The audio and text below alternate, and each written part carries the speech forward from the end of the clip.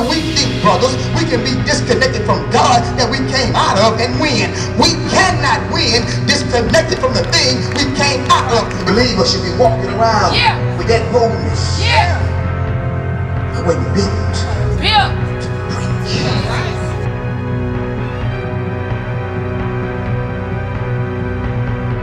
I've made my mind up, and I encourage you to make your mind up to trust God till the wheels fall off. And then if the wheels happen to fall off, I'ma still trust God to replace the wheels or repair the wheels. And if God don't give me new wheels, I'ma trust God for some wings. But I'm not gonna stop trusting God.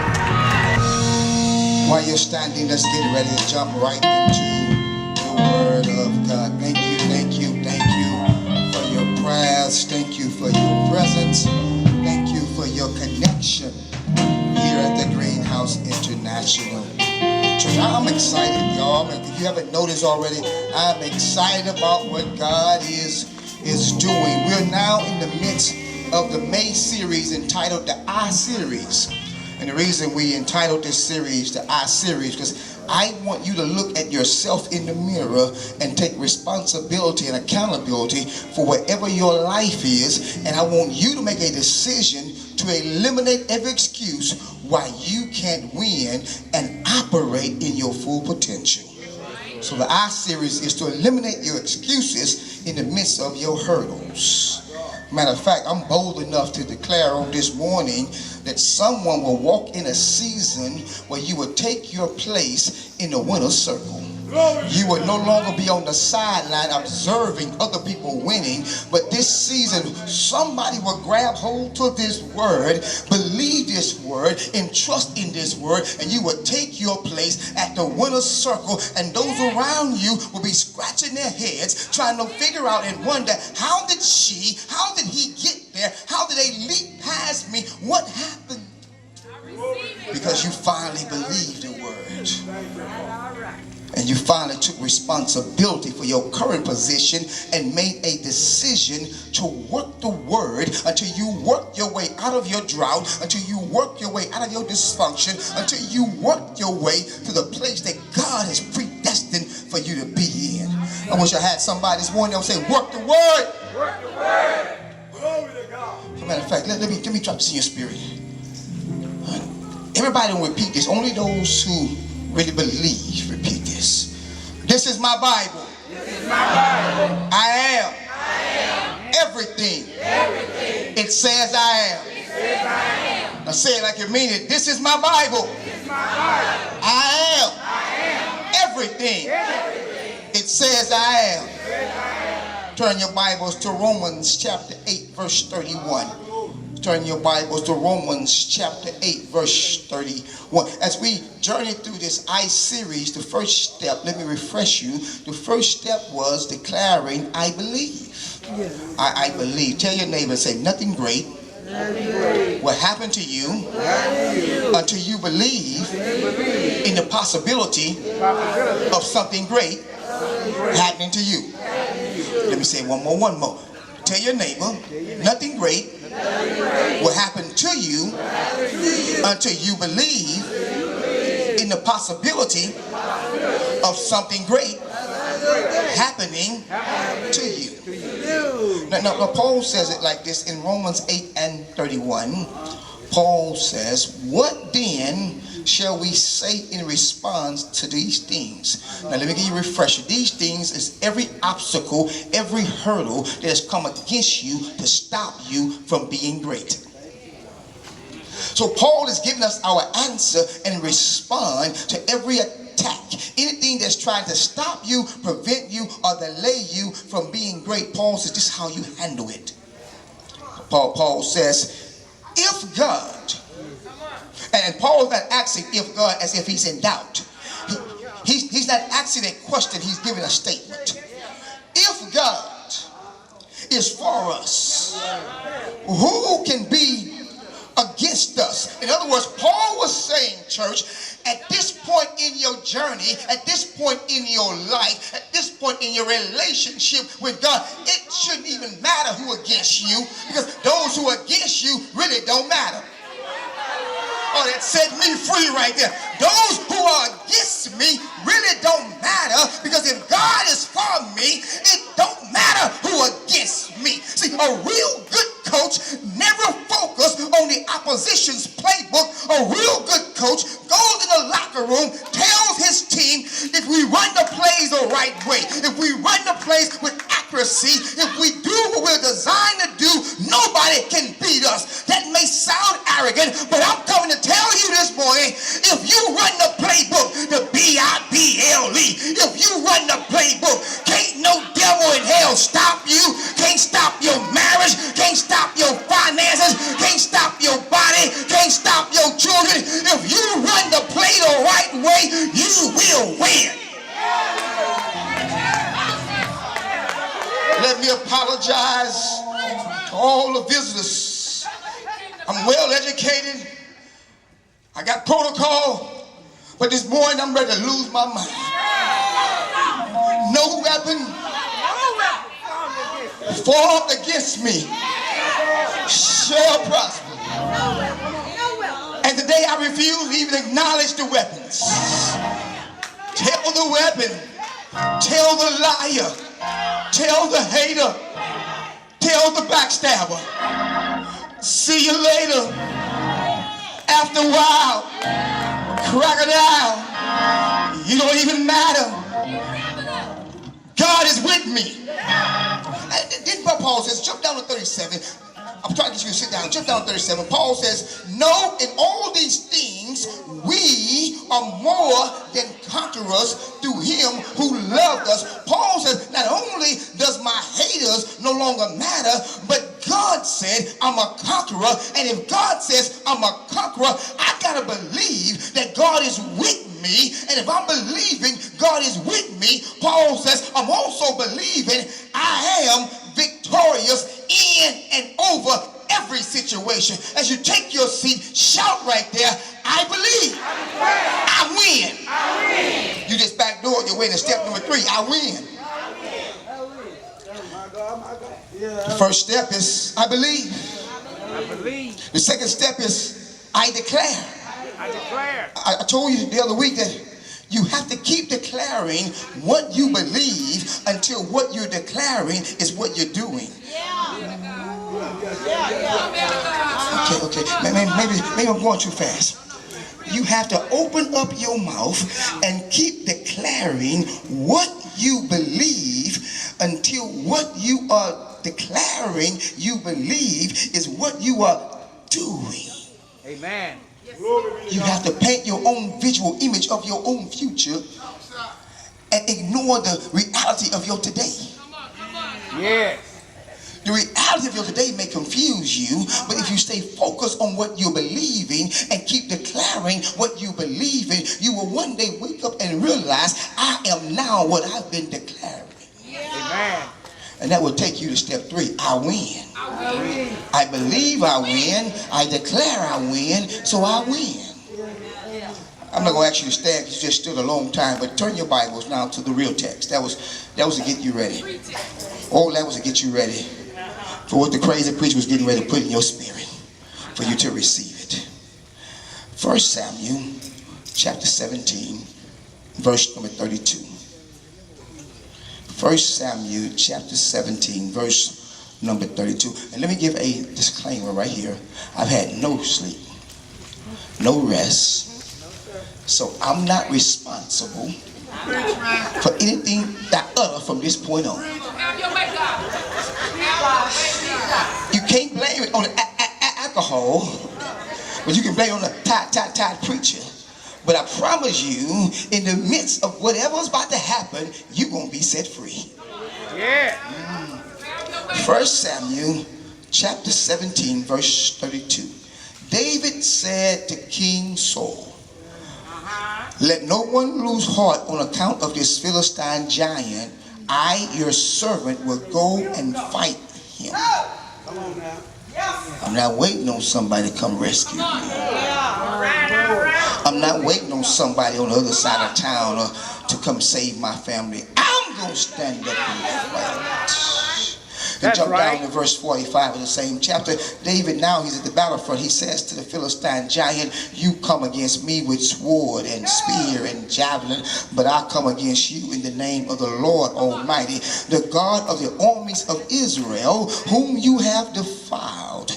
This day the Lord will deliver you into my hands, and I'll strike you down and cut off your head. This very day I will give the carcass of the Philistine army to the birds and the wild animals, and the whole world, watch this, and the whole world will know there is a God in Israel. There is a God in Greens Point. There is a God in North Houston. There is a God in Fifth Ward. There is a God in Acres Home. There is a God. There is a God. There is a God on Greens Road. There is a God up and down 1960. There's a God up and down 45. There is a God. There is a God. And all those gathered here will know that it is not by sword nor spear that the Lord saves. For the battle is not for the battle is the Lord's, and he will give all of you into our hands. Yeah. Let's look at this. David, before he got to the battlefield, had to go through this thing called life. Okay, let me talk to you for a second. None of us just popped up here today. May 21st, 2017.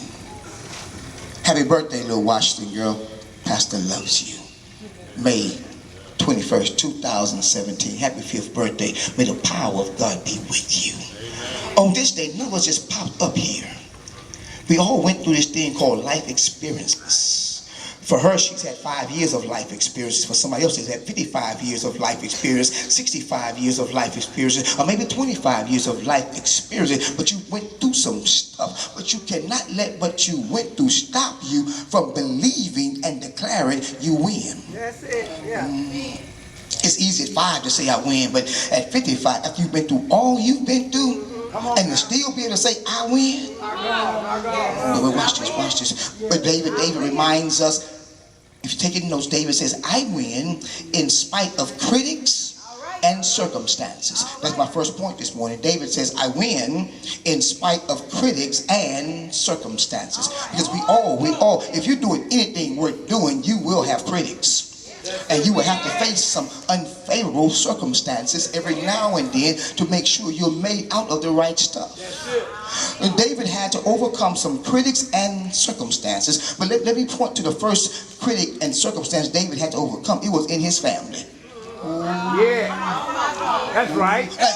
Now, I'm going to be honest. I love the fact my brothers, my wife, my family is totally supporting what God is doing in my life. Yeah. It makes it a lot easier when I'm going through something. No, I can count on him. But David had a different spin. Let me backdrop the story. David's father is Jesse.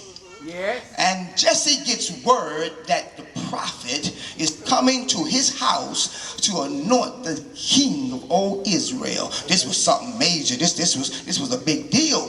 And when Jesse unlocks the door and invites his sons in, he omitted an invitation to David. Yeah. His own family voted him most likely not to succeed. Can you imagine your own family don't see enough in you to even invite you into the party?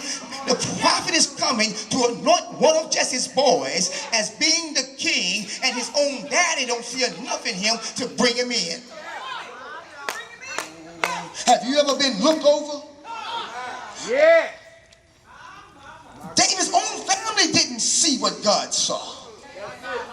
And somebody here this morning has dealt with that same situation, that somebody you thought would support you because you had the same last name, you ate at the same kitchen table, you even shared the same bedroom, yet when the rubber met the road, you realized they didn't think nothing of you.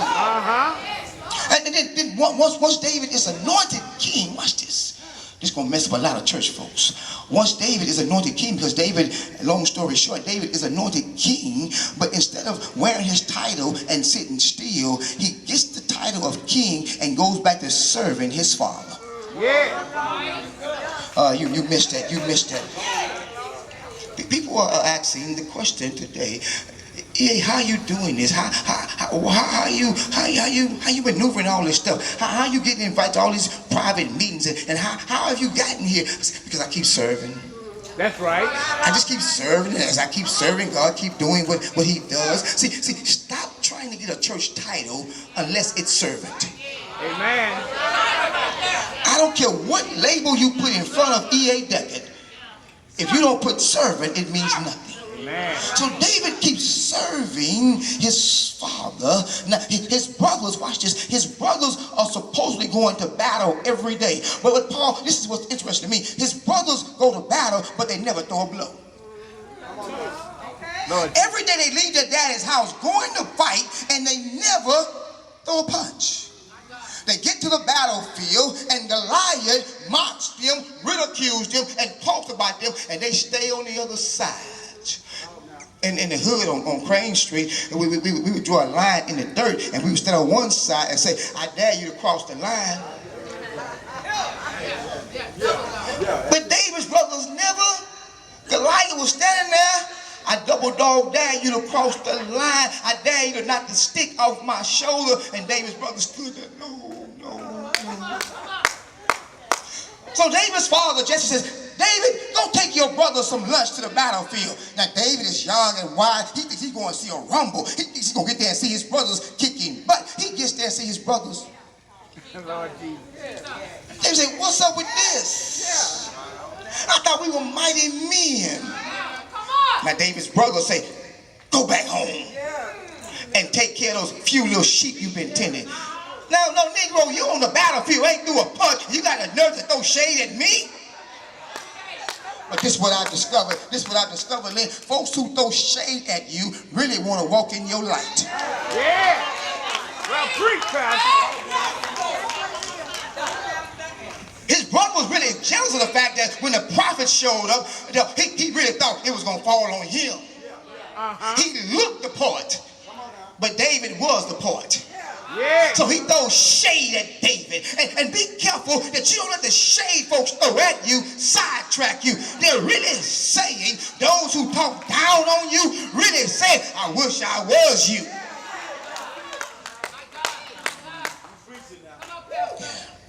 So to David has the win in spite of critics and circumstances. He has the win in spite of living in a fear culture.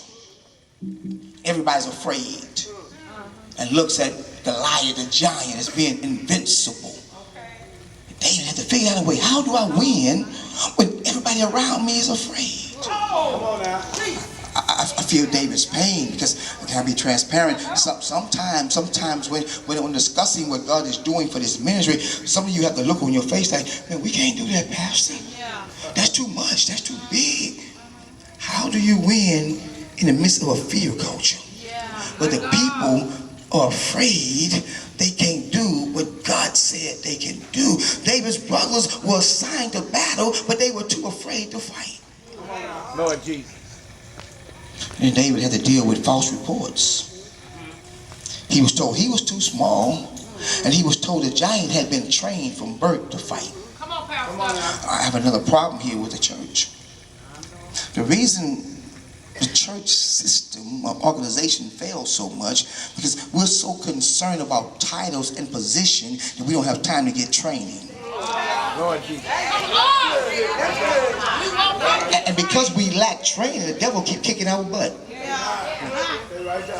Because training takes discipline, and training takes time, and training takes every now and then somebody tell you to sit your butt down somewhere and get yourself together. Training takes being told no, and the modern day church is so spoiled and so stuck on self-e, they don't have time to be trained, so they keep going to battle unprepared, and the devil keep kicking their butt. That's why you keep trying to pray the same demon out of you, because you've never sat under the anointing long enough to run the demon out of you. Yeah, you hanging around Jesus, but you haven't been discipled by Jesus. That's when the man brought his son to the disciples, they couldn't heal the man. They were too busy fighting about who's in charge. They were too busy looking at one another. Stop Stop looking at what other folks are doing or not doing. Look in the mirror. Get yourself together. Stop sending me posters. Stop sending me texts about somebody else's situation. Let me see your situation. Lord Jesus. Preach, Pastor. So David had to overcome all this junk. All this junk David had to deal with. And still say, I can win. Come on. Thank you, Lord. Yes, Lord. Because no matter what they were saying, David kept saying to himself, I can do all things. What are you telling yourself? What are you telling yourself this morning? How many words and thoughts do you have each day? How many of them are telling yourself, I can win? And then David says, watch this. I can win even when you say I can't win. I can win even when you say I can't win. I love the Bible. I kept reading the Bible and it says that those people at the battlefield that were supposed to be fighting, they were so messy. Before David could even get home, they had already told Saul, David out here talking trash by Goliath. He gonna get us hurt. David talking about he gonna go fight the giant. David run his mouth. Saul tell David to shut up and leave that giant alone. Well, you've been assigned to go fight the giant. So now somebody finally have the faith to fight the giant. Why are you trying to silence the voice of the voiceless? Okay.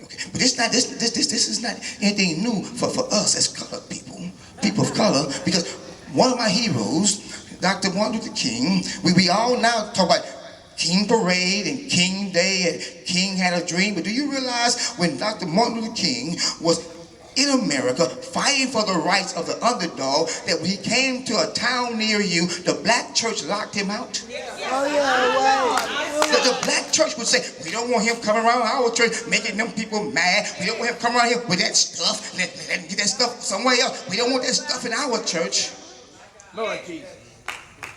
And that's what they were saying about David. Don't have him out here talking to Goliath. Goliath might get us. What happened to the presence and the power of God? What happened to us being believers? What happened to us being more than conquerors? What happened to us trusting God? So Saul calls David into the king's chambers. Say, David, I heard you've been talking trash. What you gonna do to Goliath? David, don't you know you are just a little boy and Goliath is a mighty giant? The king started giving David Goliath's resume. How strong and powerful he is. Telling David he can't win. And David said, I can win in spite of you telling me I can't win. David said, I don't want to hear about who else failed. I'm not going to use what they use.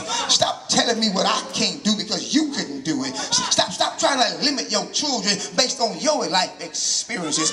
Speak greatness into them. Speak prosperity into them. Speak advancement and increase into them. David tells King Saul, I know you don't think I can win, but I think I can win. And if I think I can win, that's enough for me. Is there anybody in here, and in spite of what everybody told you, you couldn't do? Everybody talked about you and walked out on you and criticized you and down you and told you because of this or that you can't win, yet you made your mind up that I still can win. Let me see you in here. If you ever had to face obstacles and situations that should have canceled you and took you out, but you still believe in spite of all you said about me, I can still win. If that sounds like you, jump up and say, glory. I dare you to make your mind up. I can win in spite of the color of my skin, and who don't like the color of my skin. I dare you, black man, to still declare I can win.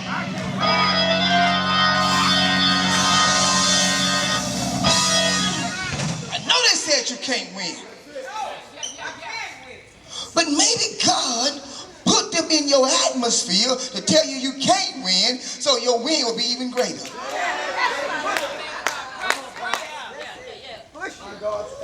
Don't tell nobody.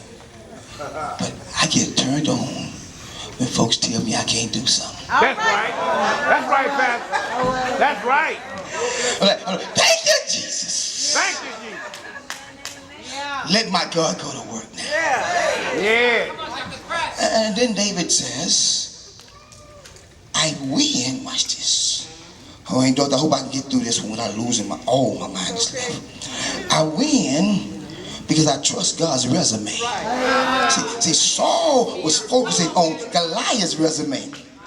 But David is saying, I win because I trust God's resume. What you mean, preacher? You trust God's resume? David says, because when the bear came, I got the victory. When the lion came, I got the victory. David is saying, I can trust God's resume.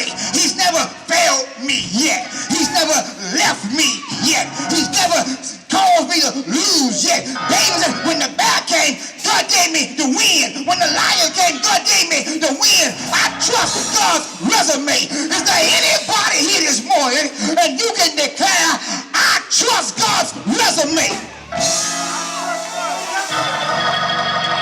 I still got some doubters in the house. God's resume says he qualifies for the job. He qualifies for the job. If I need a lawyer, God qualifies. I checked his resume and he showed up at the death sentence of a woman caught in adultery. And God became her lawyer and she left, charges dropped. I saw God as a firefighter when I looked and saw his resume. It said one day he showed up in a fire and 3 boys walked out the fire. I know God is a lion tamer. Come here, Daniel. Won't God tame the lion's mouth? I know God is a healer because he showed up in Peter's mother-in-law house and he was hungry but she was sick, and God sent his son Jesus in Peter's mother-in-law's bedroom. He said, go be a doctor, and Jesus went in and said, woman, get up and go prepare a meal. He overcame sickness and blindness. I like God's resume. He always comes through whenever I need him. God's resume. When my mother and father forsook me, God never left me. God's resume. When I was weary on a storm, he stood up and told the storm, peace be still, and the water and the winds obeyed his voice. I trust God's resume. He came down out of heaven and looked in fifth water and saw a nappy-headed little boy going the wrong way in life. He said, grace and mercy, go get him, clean him up, save him. I got assignment for him. I trust God's resume. Is there anybody here and you can trust God's resume? Has God done anything for anybody? Off in here, off in here. I trust God's resume. Mr. Robert, the doctor told me and Darren to call the family. Our mother wouldn't make it. She had a few hours left. And Darren stood in the corner and looked at his big brother and said, what we gonna do? I stood on the bedside and I climbed in the bed with my mama and I laid over my mama like the prophet in the Bible did. And I told my mama, you can't die. You can't die. You can't die. I trust God's resume. My mama stood up, got up, and 2 years later on Easter Sunday, I baptized my mama. I trust God's resume.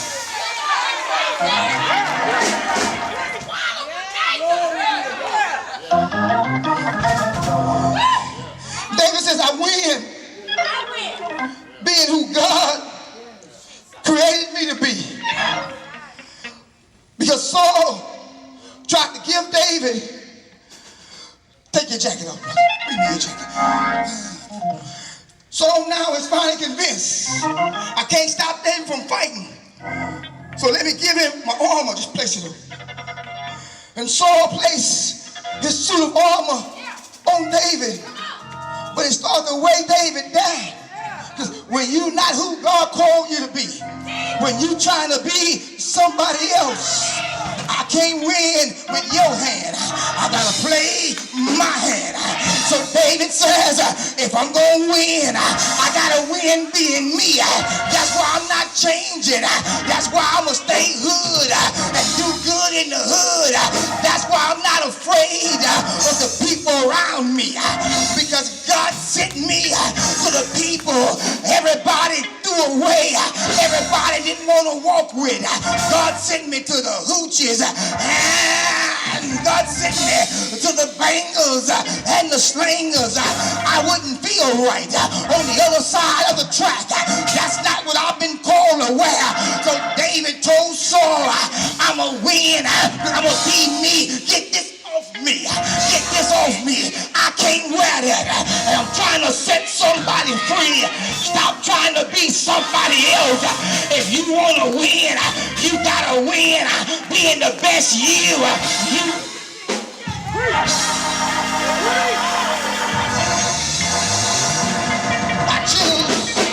I choose to win with what God already gave me. I choose to win what God already gave me.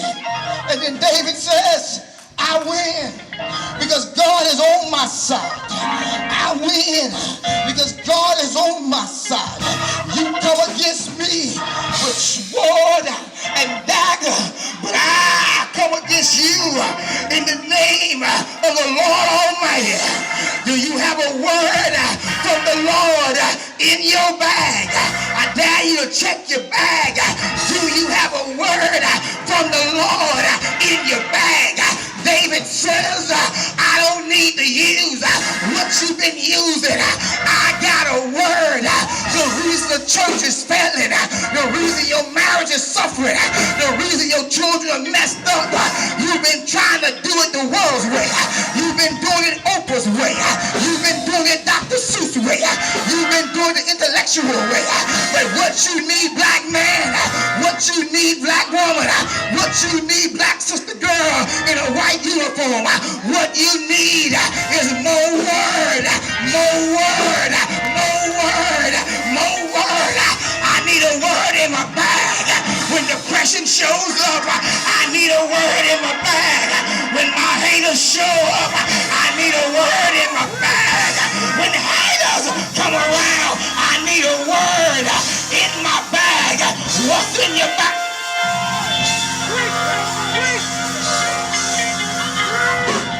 What's in your bag?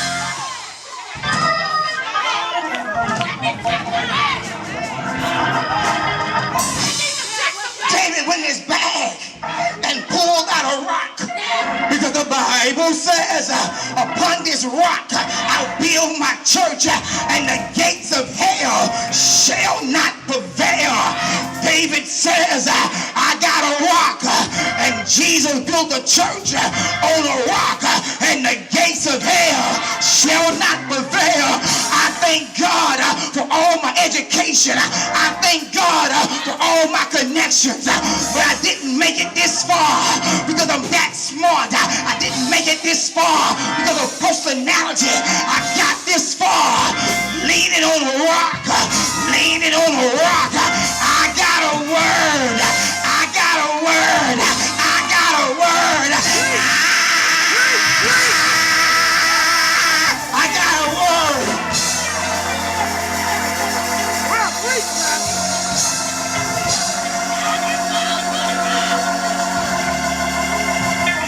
David takes the rock. Upon this church, upon this rock, I'll build this church. David took the rock. In other words, he took the church and he took off the giant's head. Don't tell me about no drug addicts. Don't tell me about no gangbangers. Don't tell me about no gay this or gay that. Do you have a word to take the giant's head off? Do you have a word? I got a word. So get that boy out the wheelchair. I got a word that's going to save your marriage. I got a word that's going to restore your mind. I got a word to give you back your future. I got a word.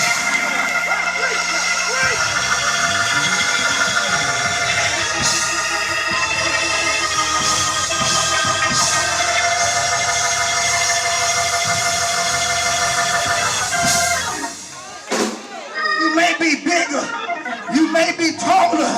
But I got a word, and when I use the word, it knocked it down. And when you fell down,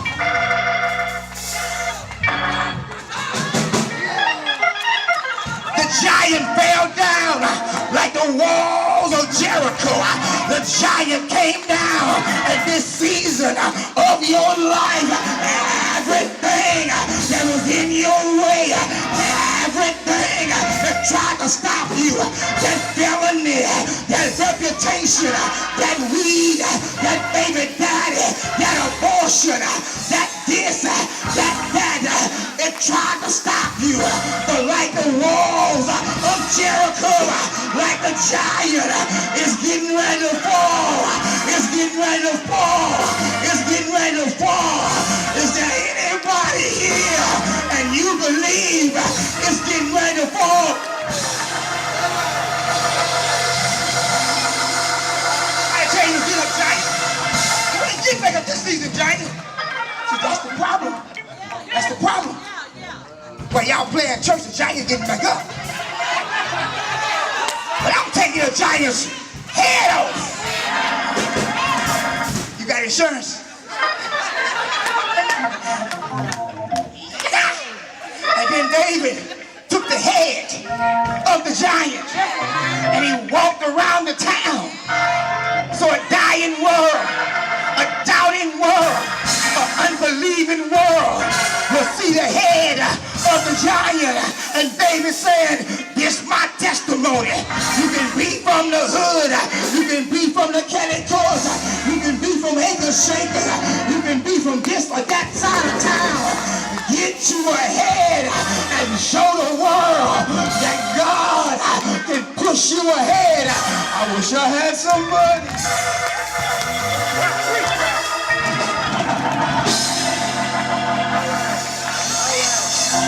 So David, Don't just knock him down this year. David Cut his head off. takes the head to all the daughters. You say it couldn't happen. I got the proof. I'm about to function. One of the things that hurt the churches, we do a lot of talking. We good at talking and proclaiming. But where the head? Where your head at? Where your proof that serving God works? Where your proof that God is real? Don't tell me about your mama this and your mama that and your preacher this, and tell me where's your proof? All right. I ain't no big old dude, but I walk in the midst of gangbangers and thugs. With my head and say, I now control the territory. That's right. Stand between police with hands on guns and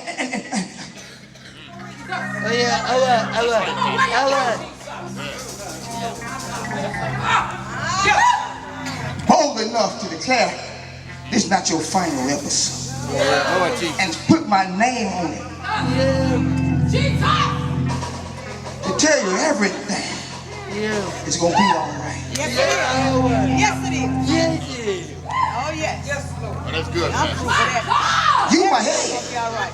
Yes, Lord. You my proof. I'm your proof. You may not be perfect yet, but you're a whole lot better than the day I met you. I'm looking at her face to see if she's going to agree with me or not. My proof. You my proof. Whenever I'm doubting, can I really win the hood? God, show me your image. I'm still praying. The other day he told me, Amen. That's right. if anybody bother you, I get them. I'm still working on it. But the proof is, he believes. My God. Proof is. Touch your son. Hit him upside the head. Wake him up. Watch this. He told his pops, y'all sleep, I'm awoke. Y'all don't know what's happening. Before I met him, I told his dad, get him in front of me. And watch how he called me woke. Yes, sir. Boy, am I woke? You said, why are you woke? Am I woke? Of course. Are you woke? Yes. Why you here? Because I'm awake.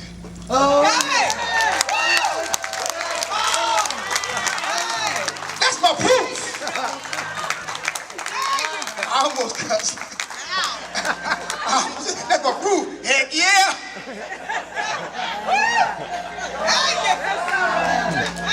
I'm done, y'all. Listen. I don't want no church song. I know this gonna sound crazy for a preacher. I don't want no church song. Started from the bottom, now we here. I'm just playing.